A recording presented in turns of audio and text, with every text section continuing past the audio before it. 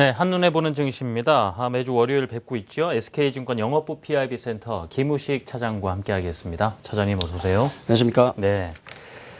자, 이제 코스피가요, 2월에도 반등을 지속할 수 있을까? 좀 2월 시작하는 입장에선 그렇습니다. 주식 투자라는 것이 뭐 선택도 빠르게 해야 되는 거지만 때로는 네. 진득하게 기다릴 줄 알아야 되는데 성격 급하신 분들은 지금 코스피 가는 흐름 보면서 참 답답하다 하시는 분들 많아요. 예. 뭐 한 4, 5년째 답답합니다. 지금 예, 그런 모습 보이고 있는데요.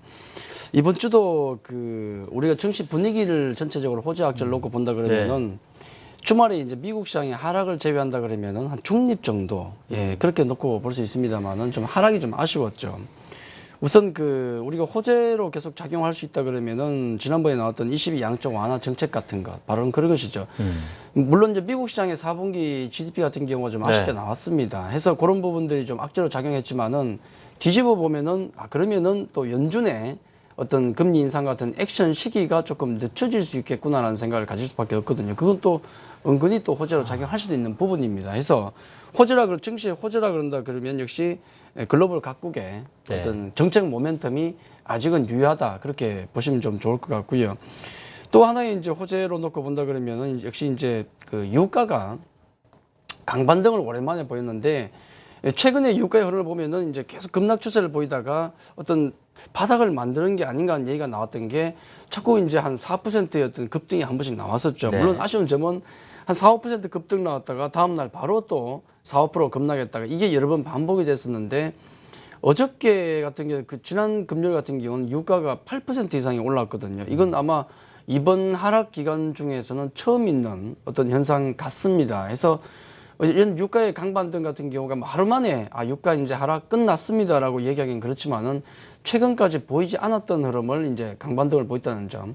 미국 쪽이 오히려 더 고생을 많이 하고 있죠. 한판 싸움이 붙었는데 많이 고생을 하고 있다는 모습이 나오고 있습니다. 그래서 유가의 강반등이 이번 주에 과연 이어질 것인가? 이건 아마 조금 호재로, 낙폭 과대주의에 있어서 호재로 작용할 수 있는 부분이기 때문에 긍정적으로 봐야 되겠고요. 또 우리 증시에 있어서 이제 수급적으로 볼 때 많이 또 아쉬운 점이라 그러면은, 지난주도 시장이 올라오는데 뭔가 좀 부족한 허전한 느낌이 드는 것은 외국인의 연속적인 매수가 보이지 않았다는 거죠. 외국인 매수가 들어와서 기조적으로 시장을 잡아줬던 게 과거의 흐름인데, 그런 모습이 없다는 게 좀 아쉽다는 점을 생각한다 그러면은 그 갭을 연기금 쪽에서 매수가 들어오면서 좀 메워주고 있더라. 자, 그런 부분들을 호재로 작용하고 있다, 그렇게 봐야 될 것 같습니다. 이번 주 악재로 본다 그러면 역시 이 그리스 불안감이 지속되고 있죠. 시리자 당이 이제 장악하고 나서 계속 뭔가 찌글찌글한 얘기가 나오고 있고, 주변국으로의 또 불안감이 약간 퍼지는 느낌도 드는데, 이 그리스 불안감이 2월에도 계속 지속되고 있다는 점은 좀 찜찜한 악재로 작용하고 있습니다. 그리고 또 국내 실적 발표가 계속 이어지고 있는데, 아직은 우리 기업들 실적이 뭐 서프라이즈나 양호 또 뭐 컨센서스를 상회하는 수준보다는 뭐 어닝 쇼크라든지 아니면 컨센서스를 하회하는 빈도가 훨씬 높다는 점도 국내 실적 우리는 아직도 지속되고 있다. 그리고 결정적인 것은 우리 시장의 추세를 어떻게 강하게 바꿔줄 만한 어떤 강한 모멘텀 자체가 없다는 것. 특히나 이제 어떤 정책 모멘텀이 좀 있으려다가 없어져 버렸지 않습니까? 그래서 그런 다른 나라에 있는 어떤 강한 모멘텀이 우리에게 좀 부족하다는 점은 여전한 악재로 작용하고 있다, 그렇게 봐야 될 것 같습니다. 말씀 듣고 보니까 뭐 굳이 성격이 급한 분이 아닌다 하더라도 우리 시장 보면서는 좀 답답한 마음을 느낄 수밖에 없는 현상이 지속되고 있고요. 자, 이번 주에 주목할 만한 일정과 이슈들 일목요연하게 정리해 주세요. 이번 보통 한 2월 보통 이제 월 초가 되면은 이제 경제 지표 A급 지표가 나오게 되는데 그게 가장 주목할 부분이 아닌가 하는 생각이 듭니다. 우선 이제 2일부터 6일까지 쭉 보시면은 미국 쪽에서 월요일부터 해서 이제 1월 ISM 제조업 지수가 나오게 되겠고요. 제일 중요한 것은 항상 그렇죠. 월 초에는 또 1월 고용 보고서 나오는데, 이 미국의 고용 보고서 같은 경우가 정책 당국에 가장 많이 신경을 쓰니까 연준의 액션이 언제 나올 것인가를 가늠해 볼 수 있는 가장 중요한 지표다, 그렇게 봐야 될 것 같습니다. 물론 이제 2일 보시면은, 또 월요일 2일 보시면, 오늘부터 보시면은 중국의 1월 HSBC 제조 PMI 지수도 있고, 또 1월 자동차 판매가 화요일 있긴 하지만 역시 A급 지표는 6일 금요일 날 있다, 그렇게 보시면 좋을 것 같고요. 조금 그래도 좀 이 지표 외에는 밋밋하다는 느낌이 들고, 일정 쪽에 보시면은 이 중요한 게 실적 발표가 이제 아모레퍼시픽, 신한지주 어떤 금융주 또 약간 실적에 우리가 주의를 기울이고 있는 정유주 같은 회사들이 많이 나오기 때문에 이런 그 실적 추세가 지금의 어떤 약간 불안한 실적 추세가 계속 이어질 것인가, 이 점이 일정상에 있어서는 가장 중요한 것이 아닌가 하는 말씀을 좀 드리겠고요. 네. 주간 일정 그 증시 이슈를 좀 보시면은 역시 가장 그 눈에 띄는 것은 국제 유가가 아까 말씀드렸던 미국의 어떤 산유량 감축의 어떤 신호가 나오고 있다는 때문에 폭등을 좀 했다는 것이 가장 중요하겠고, 3번 보시면 또 미국 석유업계가 총파업을 예고하고 있다. 너무 힘드니까. 예, 미국 그 석유업계가 너무 힘드니까 어떤 총파업을 예고하고 있다는 점, 이런 점들은 지금의 유가가 어떤 바닥이 아닐까 하는 신호를 계속 주고 있다는 점은 가장 중요하게 보셔야 되겠고, 이번 주에 유가 흐름이 어떻게 될 것인가 가장 주목하는 게 좋을 것 같습니다.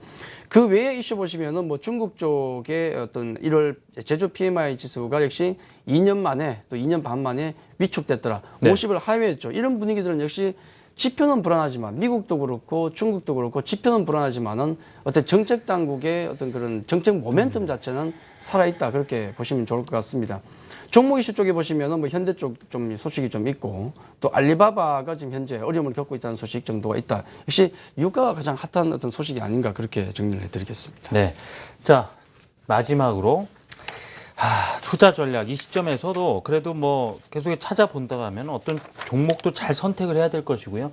예전에 그러면 개별 종목 중에서도 선택을 잘 해봐야 되겠습니다만, 투자 전략 하면은 어떤 이야기를 주로 해주고 싶으신지요? 예, 그 지수가 좀 갇혀 있기 때문에 그 지수를 밀고 올라갈 수 있는 종목보다는 그 주변주들이 계속 돌아가는 것 같습니다. 뭔가 이제 빌미를 잡아서 주변주를 자꾸 올리고 있는데, 이제 첫째가 낙폭 과대주가 되겠고, 그동안 많이 빠졌던 종목군들을 무슨 약간의 어떤 호재거리만 있어도 끌어올린다는 거죠. 그게 하나가 있겠고, 두 번째는 시장의 지수가 계속 답답해 갇혀 있다 보니까 뭐 개별주들이 계속 돌아간다든지, 낙폭 과대와 개별주가 틈새 시장에서 지수를 뭐 무시하고 움직이고 있는 시장이다, 계속 그렇게 봐야 될 것 같습니다. 다만 네. 이제 약간의 경계감이 드는 것은 코스닥 지수가 그동안 굉장히 좋았지 않습니까? 그게 이제 600포인트를 앞두고 주춤주춤 하고 있다는 것, 코스닥 같은 경우는 조금 경계감이 조금 든다는 점을 조금 주의를 하셔야 되겠고, 다만 이 낙폭 과대주들의 단기 반등 같은 경우는 빠른 순환매가 지금 돌고 있습니다. 뭔가 거리만 있으면 끌어올리는데, 아까 말씀드렸던 부분이죠. 국제 유가가 지금 8% 정도의 어떤 급등, 어떤 폭등을 보였다 그러면은 이것 때문에 고생했던 많은 종목들이 있습니다. 그동안 물론 뭐 정유전 이런 것들이 바닥에서 먼저 올라온 측면도 있습니다만은, 많은 종목들이 이 국제 유가 때문에 고생한 종목들이 많거든요. 그렇게 본다 그러면은 관련 종목들은 대부분 낙폭 과대주입니다. 그런 종목군들이 틈새에서 시장을 형성할 가능성이 높지 않은가.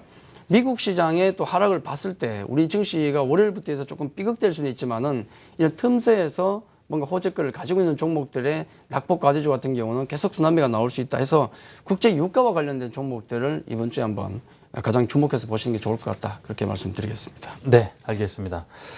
자, SK증권 영업부 PIB센터 김우식 차장과 함께 또 한 주를 시작하는 상황에서의 시장 분위기와 전략들 알아봤습니다. 차장님, 잘 들었습니다.